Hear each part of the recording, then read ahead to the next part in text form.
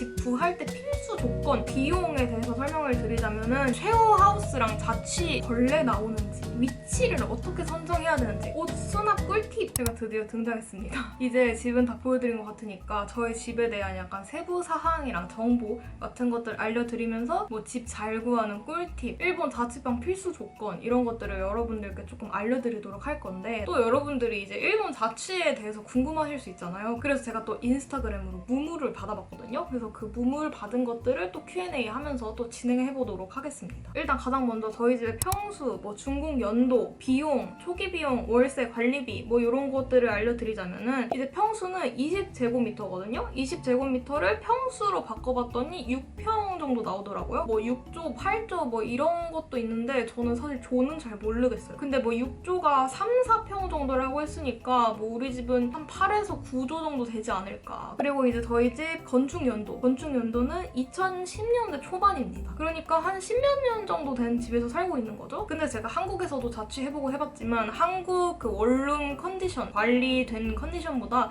일본 원룸의 그 관리된 컨디션이 훨씬 상상 이상으로 좋거든요. 그래서 솔직히 10년 이상 된 맨션도 조금 한국으로 따지면 거의 한 3년 이내? 약간 신축 정도의 컨디션이라고 보시면 될 것 같습니다. 그래서 일본에서는 20년, 30년 이상 된 집에서 사는 경우도 엄청 많아요. 그냥 일반적입니다. 그리고 비용에 대해서 설명을 드리자면은, 요거는 제가 한번 그 Q&A에서도 설명드린 적이 있었는데, 초기 비용은 50만 9천엔 나왔고요. 그때 한국 돈으로 한 470만 원 정도 냈던 것 같아요. 그리고 월세가 7만 5천엔이고 관리비가 8천엔이거든요. 근데 거기다가 이제 뭐 24시간 서포트비라면서 조금 붙는 게 있어요. 그래서 그걸 포함하면은 한 달에 8만 4천엔 정도가 드는 거예요. 그러니까 월세로 다달이 한 84만 원 정도 낸다고 보시면 되죠? 솔직히 미쳤어.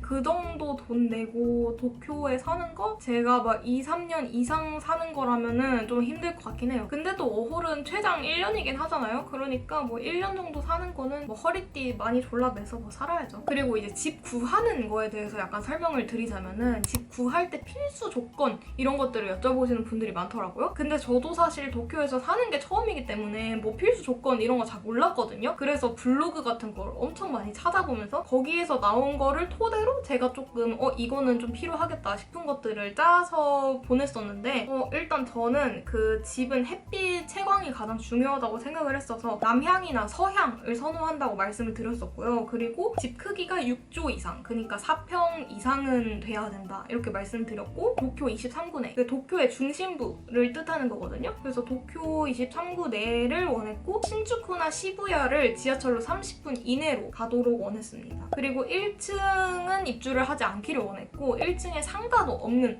곳을 원했습니다. 건축 10년 이내였으면 좋겠다고 말씀을 드렸고, 철근 콘크리트 집이었으면 좋겠다고 말씀을 드렸고, 관리비랑 월세를 포함해가지고 8만 5천엔 이하의 집을 보여달라고 말씀을 드렸습니다. 근데 이건 철저히 그냥 저의 약간 희망사항이었지, 이거를 구하다 보면은 조금 현실과 타협해야 되는 부분들이 좀 많이 있더라고요. 그래서 여기서 지켜진 것과 안 지켜진 것들에 대해서 설명을 드리자면은, 일단 남향이랑 서향을 원한다고 했잖아요. 근데 저희 집은 북서향입니다. 남서향도 모자를 판에 북이 껴있습니다. 그래서 북서향 가는 것 때문에 정말 고민이 많았지만, 어쨌든 이건 또 뒤에서 설명을 드리도록 하고, 그리고 6조 이상 23구 내 신주쿠 시부야 30분 이내 이거는 다 됐고요. 그리고 또 지켜지지 않은 것, 건축 10년 이내입니다. 저는 한국에서만 계속 살았기 때문에 자취방이 10년 이상 되면은 벌레도 나온다든지 아니면 좀 허름하고 관리가 안 되는 집들이 많을 거라고 생각했는데, 솔직히 10년 이내의 집을 구하는 거는 좀 많이 비싼 집만 구할 수 있는 그런 조건이더라고요. 포기를 했지만 그래도 한 15년 정도로 잘 구하기는 했습니다. 그래서 이 집들을 어디에서 구했냐 이제 여쭤보시면, 부동산은 아주르라는 곳에서 구했거든요. 저랑 같이 옛날에 일본어 학원을 다녔던 학생분이 계셨는데, 그분이 아주르에서 집을 구하셨다고 해가지고 추천을 받아서 저도 거기에서 구하게 됐거든요. 근데 아주르의 좋았던 점이 뭐냐면, 일단은 매물들을 되게 많이 추천을 해주시고 많이 보여주시거든요. 그리고 같이 이제 줌 미팅을 해요. 그래서 줌 미팅을 같이 하면서 매물에 대한 사진, 조건 이런 것들을 하나하나 분석을 분석을 해주면서 이제 알려주시거든요. 그게 되게 꼼꼼하게 느껴져가지고 좋더라고요. 그래서 저는 아주르 되게 추천드립니다. 저는 그때 아주르만 봤던 건 아니고 그 솔하우징이라고 거기가 아마 그 워홀러들이 가장 많이 하는 부동산일 거예요. 거기 부동산 담당자님이랑도 계속 이제 컨택을 하고 했었는데 그쪽에서 보여주셨던 매물들은 다 제 마음에 일단 안 들기는 했었고요. 막 아주르처럼 1대1로 뭐 미팅을 진행하고 그런 게 아니다 보니까 그냥 뭔가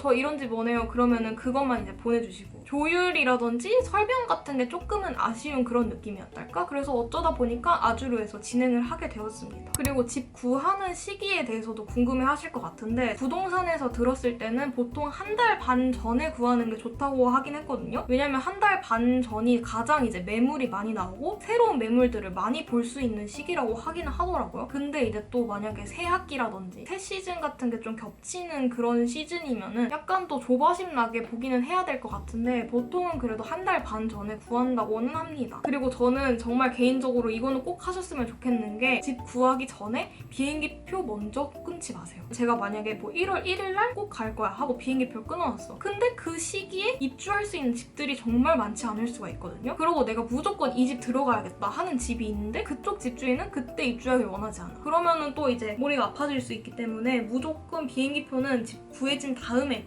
끊으시기를 추천드립니다. 그리고 쉐어하우스랑 자취의 뭐 장단점 같은 거를 말씀해달라고 하시는 분도 계셨는데 제가 일단은 쉐어하우스에 살아보지를 않아서 쉐어하우스가 어떤 식으로 굴러가고 운영이 되고 이런 건 잘 모르겠거든요. 쉐어하우스의 가장 큰 장점은 초기 비용을 아낄 수 있다 이거잖아요. 제가 이 집 들어가기 위해서 처음에 400 얼마를 냈잖아요. 그런 게 거의 적거나 아니면 초기 비용이 아예 없거나 뭐 그런 쉐어하우스들이 많다고 들었어요. 그러다 보니까 일단 초기 비용을 확 줄일 수 있고 그리고 저는 이제 공과금 같은 것도 내야 되잖아요. 쉐어하우스는 그런 걸 안 내도 되기 때문에 그런 금전적인 거를 확 아끼고 싶다 하시는 분들은 쉐어하우스를 추천드리지만 조금 더 자유롭게 뭐 저처럼 이렇게 유튜브도 찍고 싶다 하시는 분들은 자취를 추천드리긴 해요. 그리고 현재 집의 아쉬운 점 이런 것도 많이 물어보셨는데 딱히 있지는 않은데 동네에 카페들이 많이 없어요. 스타벅스 이런 것도 없고 뭐 코메다 이런 것도 없고 그래가지고 좀 편하게 노트북 피고 이렇게 작업할 만한 카페들이 없어서 그게 좀 아쉽습니다. 그리고 대형마트도 없어요. 그런 거 빼고는 사실 다 만족하긴 합니다. 그리고 집 구하는 팁이랑 위치를 어떻게 선정해야 되는지 그거를 또 많이 여쭤봐 주셨는데 일단 저는 집은 무조건 많이 봐야 좋다고 생각합니다. 매물들을 일단은 많이 봐달라고 요청을 하시고 그리고 지도를 많이 보세요. 뭐 도쿄면 도쿄, 오사카면 오사카 접근성이 편한지 이런 걸 좀 보시면 좋을 것 같고 그리고 지하철 노선도도 굉장히 중요하거든요. 가까운 지역이어도 노선이 아예 다르면은 너무 접근성이 안 좋단 말이에요. 그래서 지하철 노선도도 많이 보시는 걸 추천드립니다. 근데 제가 집 위치 선정에 대해서 조금 아쉬운 점을 말씀을 드리자면은 워홀 유튜버라든지 뭐 워홀 관련 그런 블로그 같은 걸 보면은 보통 이 집 위치가 신주쿠 시부야 30분 이내 이걸 되게 큰 조건으로 봐요. 그래서 저도 그렇게 봤었거든요. 근데 솔직히 굳이 신주쿠 시부야 가까울 필요는 없는 것 같아요. 왜냐면 저도 이제 와보니까 알겠는데 신주쿠 시부야에 그렇게 많이 갈 일이 없고요. 오히려 제가 많이 가는 곳은 뭐 시모키 타자와라든지 키치조지라든지 그런 곳이거든요. 근데 그런 곳들은 또 제가 다 환승을 해야 되는 곳이기 때문에 이쯤 돼서 다시 그 위치를 구한다면은 좀 그쪽에 가깝게 구하지 않을까 싶습니다. 근데 솔직히 일본 여행을 막 그렇게 많이 다녀보신 분이 아니라면은 아무리 구글맵 많이 보고 아무리 지하철 노선도 많이 봐도 감이 안 올 거예요. 저도 그랬거든요. 그래서 솔직히 어쩔 수 없다고 생각하긴 합니다. 그냥 신주쿠 시부야 가까우면은 환승하기 편하고 하긴 하니까. 그리고 다음 질문, 코타츠의 만족도에 대해서 여쭤보시는데 제가 코타츠를 처음 써봤잖아요. 일본 와가지고 처음에 좀 신세계이긴 했어요. 이 폭닥폭닥한 이불을 딱 덮고 다리가 이렇게 따뜻하고 이게 노곤노곤한 느낌이 진짜 그거 안 느껴본 사람들은 몰라요. 짱구네 가족이 왜 코타츠에만 있는지 알 수 있습니다. 진짜 솔직히 좋습니다. 제가 수족냉증이 있거든요. 그래서 솔직히 발이 막 그렇게 따뜻해지진 않더라고요. 그래서 이 이불 안에 이런 무릎 담요 같은 거 발에 한번 이렇게 칭칭 감아가지고 하면 더 좋아요. 코타츠는 진짜 추천드립니다. 여름에는 또 이렇게 좌식 책상처럼 쓸 수 있으니까. 그리고 다음 질문은 옷 수납 꿀팁에 대해서 여쭤보셨는데 제가 아까 그 룸투어에서 말했다시피 무조건 행거를 사라. 그리고 무조건 행인 수납장 그거를 사라. 그러면 솔직히 옷이 얼마나 많아도 다 수납할 수 있게 됩니다. 그리고 방의 청결도에 대해서 여쭤보셨는데 이제 방의 청결도라고 하면은 처음에 입주했을 때 방이 얼마나 깨끗한지 이거를 여쭤보셨던 것 같은데 일단은 한국과 달리 일본은 이제 관리 회사 이사라는 게 있잖아요. 그러다 보니까 전세입자가 퇴거를 하면은 거기를 관리회사가 다 이제 청소를 합니다. 그래서 이제 새 것처럼 만들어 놓고 다음 세입자를 받는데 바로 솔직히 살아도 될 정도로 깨끗하긴 합니다. 저는 뭐 대청소라기보다는 뭐 그냥 쓸고 닦고 뭐 창틀 정도 한번 닦고 뭐 이 정도로 살았던 것 같아요. 그리고 이거는 또 엄청 궁금해 하실 텐데 벌레 나오는지에 대해서 여쭤보셨거든요. 저도 이게 정말 고민이었어요. 벌레를 정말 무서워하는 사람으로서 집에서 박 선생님이라든지 그런 게 나오면 난 어떡하지? 이런 생각을 했는데 아직까지 한 번도 없습니다. 밖에서 한번 그 노린재인가 뭐시긴가 들어온 적은 있는데 그거 빼고 집 안에서 뭐 박 선생님을 봤다거나 그런 적은 한 번도 없고 저는 그 여름 되자마자 그 박 선생님이 무서워가지고 집 안에 설치할 수 있는 그런 박 선생님 트랩 같은 게 있거든요. 그거를 다 설치를 해놨고 실외 저 발코니에도 그 박 선생님 트랩들을 이렇게 다 설치를 해뒀더니 한 번도 본 적 없어요. 근데 솔직히 박 선생님은 신축이라고 안 나오고 구옥이라고 나오고 뭐 이거는 아닌 것 같아요. 이웃이라든지 동네에 따라서 좀 다르기 때문에 뭐 신주쿠나 시부야 이런 동네에는 좀 많이 나온다고 하더라고요. 그리고 채광에 대해서 여쭤보셨는데 제가 집이 북서향이잖아요. 정남향이랑 뭐 정서향 이랑은 비할 정도는 아니겠지만 저희 집도 채광이 굉장히 좋아요. 진짜 특히 여름에는 저 안에 있는 흰색 아이보리색 커튼은 무조건 닫고 있거든요. 채광이 너무 세가지고 집 안에 있으면 뜨거워. 근데 제가 3월 달에 입주를 했어가지고 완전 한겨울은 못 겪었지만 그때 3월 달쯤에는 솔직히 막 그렇게 채광이 좋다고 느끼지는 못했어요. 또 겨울에는 채광이 안 좋았는데 여름에는 덥고 겨울에는 춥고 약간 그랬다.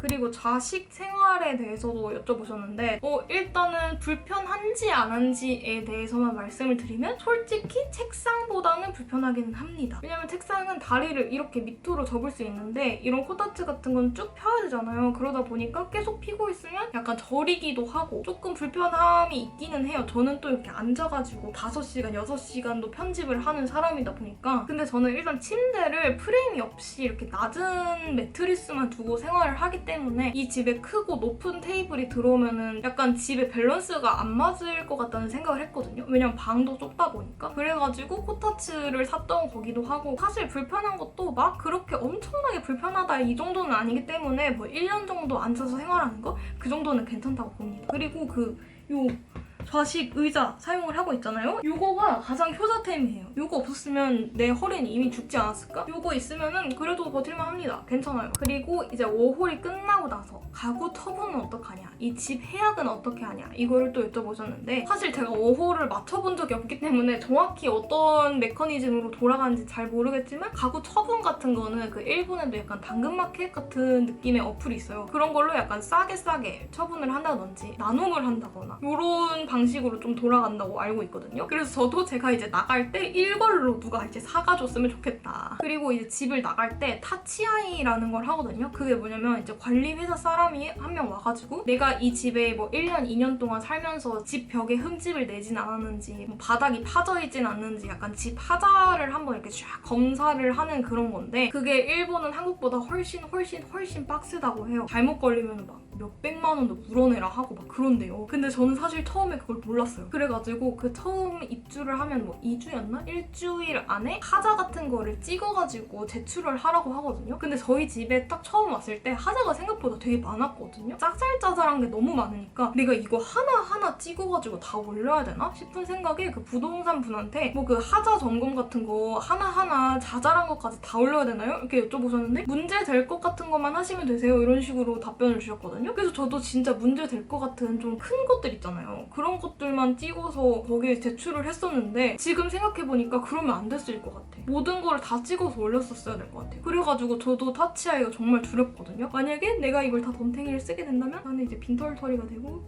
몰라. 어쨌든 이거는 이제 해약을 할 때 또 봐야 되기 때문에 그때 이제 저의 브이로그로 확인을 해주시면 될 것 같습니다. 이 질문을 마지막으로 이제 룸투어에 대한 Q&A는 또 마치도록 할 거고요. 저처럼 워홀 때문에 이제 집 구하려고 이 영상을 보시는 분들은 완전 찰떡 같은 집 구하시길 바라겠고요. 여러분들의 앞으로 일본 생활도 응원하도록 하겠습니다. 지금까지 시청해주셔서 감사하고요. 우리는 또 다음 영상으로 만나요.